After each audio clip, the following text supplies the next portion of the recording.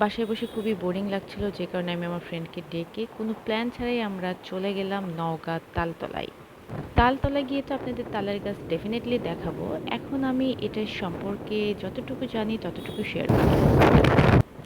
এই তো তালের গাছ চলে এসেছে একটা এরিয়াতে ঢোকার পর থেকে। আমি যতটুকু জানি এখানে ভিক্ষুক গহের আলী বৃক্ষপ্রেমিক ছিলেন অনেক। তিনি প্রায় তালের আটি জমিয়ে দীর্ঘ ২০ বছর ধরে মজুমদার মোড় থেকে ঘুঘুডাঙ্গা পর্যন্ত তালের বীজ রোপণ করেন। নওগাঁ এবং রাজশাহী এলাকার রাস্তার পাশে প্রায় ১২,০০০ তালগাছ রোপণ করেন এবং অক্লান্ত পরিশ্রমে এগুলোকে বড় করে তোলেন। আপনারা দেখতে পাচ্ছেন রাস্তাটা কত সুন্দর, মাঝে মাঝে তালের গাছও দেখা যাচ্ছে।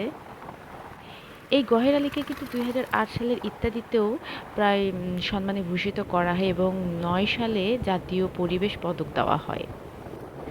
আমার জানা সংক্ষিপ্ত কাহিনী আমি সংক্ষিপ্তভাবে বলে দিলাম। রোদ ছিল, মেঘলা ছিল, যেতে খারাপ লাগছিল না।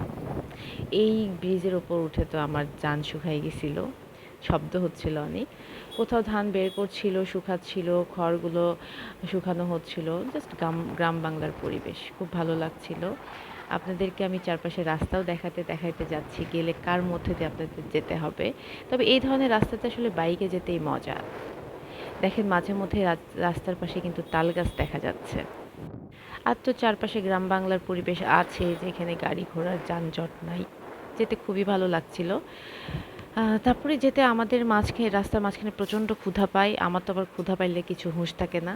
তো একটা ছোট্ট হোটেল দেখে খেয়ে নিলাম।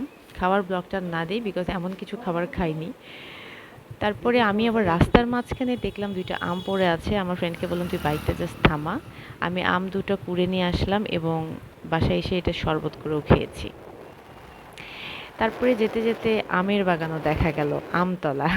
এটা আসলে আমি এমনি নাম দিলাম, এটার কোনো নাম আমি জানা নাই বা আছে কি না, কিন্তু চারপাশে আমের গাছগুলো অনেক ভালো লাগছিল।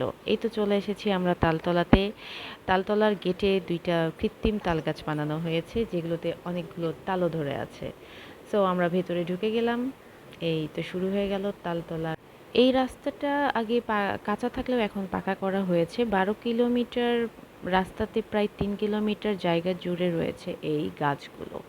এবং আপনার আরেকটু সামনে গেলে দেখতে পারবেন যে হাতের বাম সাইডে কিছু হোটেল, যেহেতু এখানে মানুষজন আসে তাদের খাওয়া রেস্ট করার জন্য কিছু হোটেল তৈরি করা হয়েছে এখানে। তো আমরা যাচ্ছিলাম, রোদ ছিল অনেক, কিন্তু ভালো লাগছিল। আসলে বেস্ট ফ্রেন্ড সাথে থাকলে সব জায়গাতেই ভালো লাগে। তো এখানে যদি একটু মেঘলা আবহাওয়া, একটু বৃষ্টি বাতাস হয়, তাহলে না মন্দ হবে না। তবে খারাপ লাগছিল না, কারণ গাছের মধ্যেই তো ছিলাম। তো এই তো যাচ্ছি, এইটুকুই মূলত তালের গাছের মানে জায়গা। তারপরে আপনারা দেখতে পারেন এরপরে আমরা যেখানে যাই, মানে এইটুকু রাস্তার পরে প্রায় শেষ। এই যে শেষ। এখানে গাছগুলো তেমন নাই। এরপরে আমরা ব্যাক করে ফেলি।